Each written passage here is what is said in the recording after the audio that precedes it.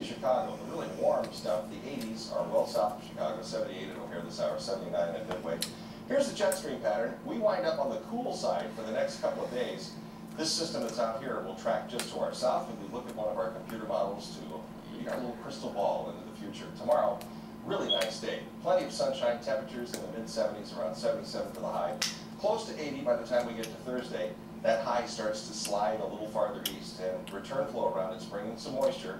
That'll be the chance of showers and thunderstorms Friday night into the first part of the weekend. It looks like Saturday we could see showers and thunderstorms into the second half of the weekend, though. That whole line of moisture shifts eastward. There's Sunday at the noon hour, so back into the 70s too, and free air conditioning for the second half of the weekend. So 62 tonight, partly cloudy skies. Tomorrow, very simple forecast. Few words, mostly sunny, 77. Here's the way it looks for the next several days. Really nice weather the next 2 days. Plenty of sunshine, temperatures in the mid-70s to near 80 degrees. Friday 81, a chance of showers and thunderstorms late in the nighttime hours into the first day of the weekend. Looks like Sunday should be dry, temperatures around 79. So no 90s again. Anytime you want the national forecast, check our partner weather channel at tableweather.com. Barrett, back to you. Thank you, Brent. Beautiful couple days there. Well, we have an update now on the Lollapalooza van, whose equipment van was stolen from a loot parking lot. Police found the van this morning, but it was empty. The Portland-based van played Lollapalooza on Sunday night and then discovered the van gone Monday morning. The van released a list of all the equipment inside, hoping police will contact area pawn shops, hopefully to get some of that back. Family, friends, and fans will gather tonight for a concert in honor of Chicago gospel legend Lois, Barrett, Campbell. NBC5's Leanne Trotter is live at Trinity United Church of Christ on West 95th Street with more on that story. Leanne? Marion, you know, they called her the Royal Lady of Gospel. Lois Barrett Campbell was 85 years old. She passed away a week ago today. And she was a member here at Trinity for the past 15 years, and she made a huge impact musically and spiritually. Lois Barrett Campbell was the eldest of the three Barrett sisters, a trio known for their amazing ability to harmonize. Prior to that, she was a member of the popular touring gospel group, the Roberta Martin Singers, which she joined while in high school. She was a wonderful person. She was a very kind person. And she never ceased to wreck the church. When she would get up to sing, everybody knew Lois was singing.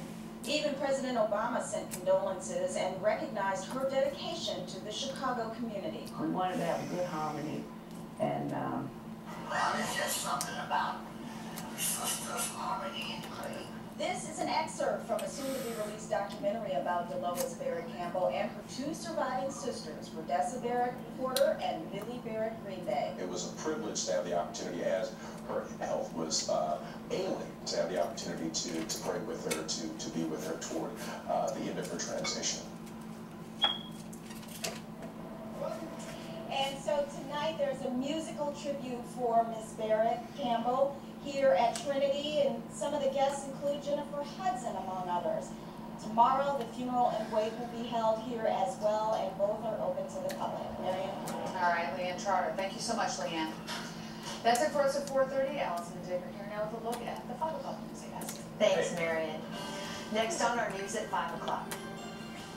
The muddy mess at Lollapalooza. Who's cleaning up? Who's paying for it? When's it going to be done? I'm Natalie Martinez. I'll have all the answers coming up at 5. And there's a different kind of cleanup at City Hall, where the clerk's office has some unwanted tenants. Cockroaches. And meet the...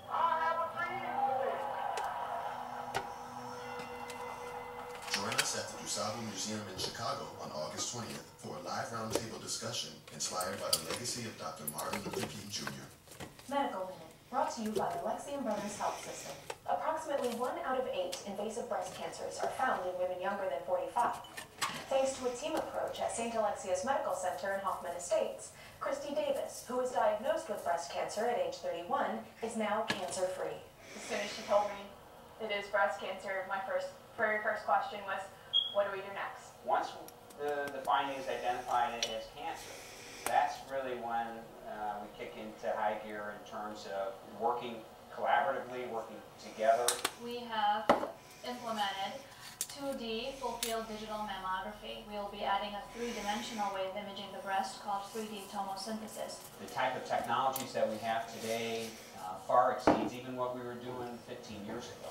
Communication in any business is key, and when it comes to treating somebody in a life or death situation, it's a huge factor for me. Find out more at AlexianBrothersHealth.org. All sump pumps fail, and a failed sump pump Two means cars crashed on the 4400 block of North Austin Avenue just after he drives out into Swansea. Has the story. Civic.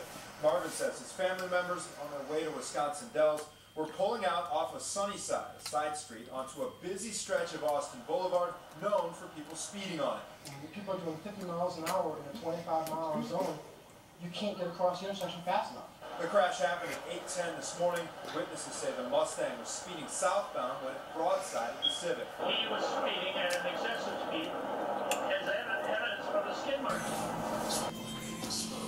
Dana and I were swingers. Just a sexy secret. Only for murder. Dateline Friday night Central on NBC. Last night we showed you the cover of Newsweek magazine. It shows presidential candidate Michelle Bachmann in what looks to most people like a misfire at a photo shoot. It's been criticized as a media cheap shot. We've learned a lot more about how the photo made its way to the cover of a national news magazine. A report on the fallout tonight from NBC's Andrea Mitchell.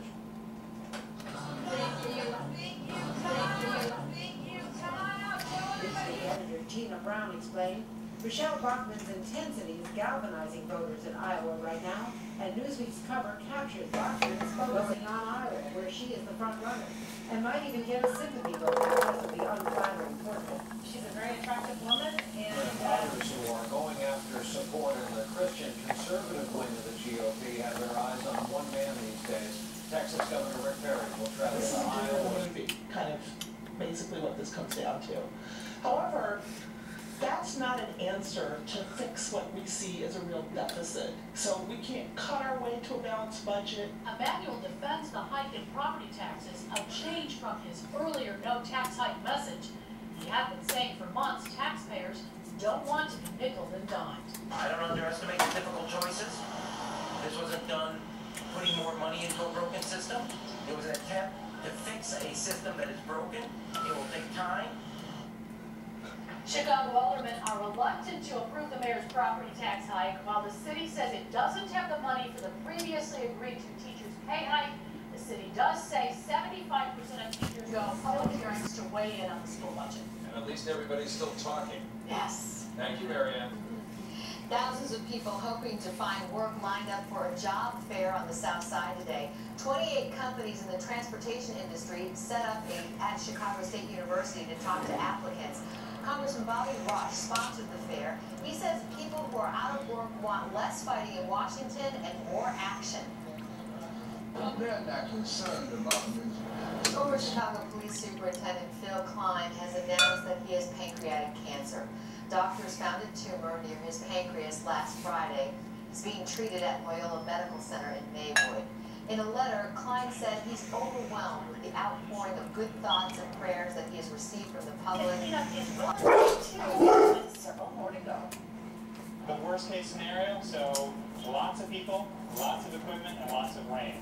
And they're bringing large pieces of sod that they use on sports turfs like this. Pros count on Scotch Blue Painter's tape, and so can you.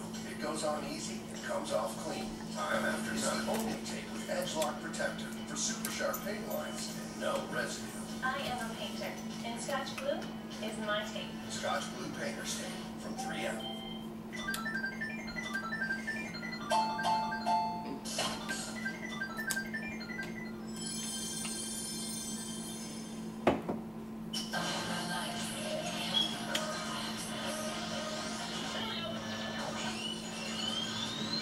Replacing you with someone else. Watch what happens. Oops. I'm just as curious as everybody else. As Charlie changed his tune. I'm Billy Bush with Sheen on Ashton's debut. You know, they say you catch more flies with honey, but his Sheen is still brewing vinegar. She trashed you on camera. She's a phony robot. Is anybody surprised? I just think he's a bad person. Inside the Bachelor Pad Battle Zone, I'm Sean Robinson with my own breakdown. Were those crocodile tears, Jake? always something that I believed in. Leah Michelle's victorious body image bout, and her Glee co-star's life-threatening downward spiral. Corey shares his story. I kind of want to show off my moves that I do so well. A double dose of tone. Jenny McCarthy and Christy Brinkley prove you can be so